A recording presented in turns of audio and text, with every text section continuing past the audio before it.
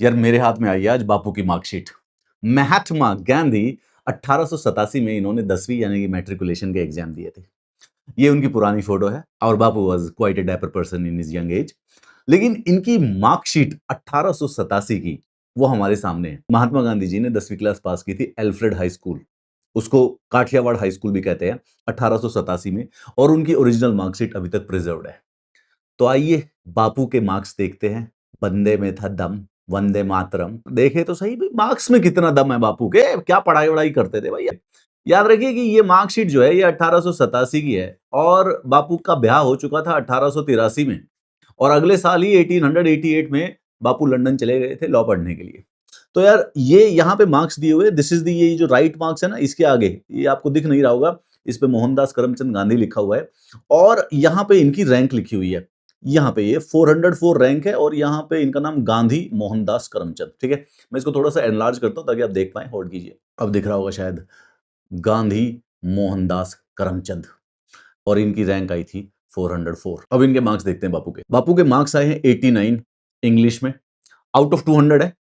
उसके बाद बापू के गुजराती में आए हैं 45.5, ये आउट ऑफ 100 है। उसके बाद बापू के मैथमेटिक्स में आए हैं 59, ये आउट ऑफ 175 है। और उसके बाद ये जनरल नॉलेज का पेपर था जिसमें एक प्रैक्टिकल था, एक थ्योरी थी।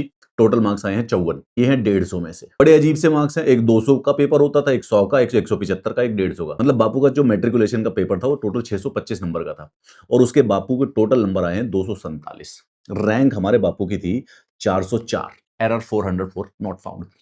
अब 247 625 में से आए हैं तो इसका मतलब 40% के करीब है ना। 300 300 300 वुड बी द 50%, तो 250 के करीब 40% से नीचे। मतलब आज के जमाने में अगर बापू कोई कॉम्पिटेटिव एग्जाम देते तो मेरे ख्याल से एलिजिबल नहीं होते। जनरली स्पीकिंग बहुत सारे एग्जाम है उनकी 60% एलिजिबिलिटी होती है, एटलीस्ट इन तो 40 से तो ऊपर ही है। और बट हमें ये बात ध्यान रखनी चाहिए कि बापू का एग्जाम 1887 में होता था, तब तक तो बापू की शादी के 4 साल हो चुके थे। या कुछ भी हो यार, बाबू जवानी में डायपर लगा करते थे।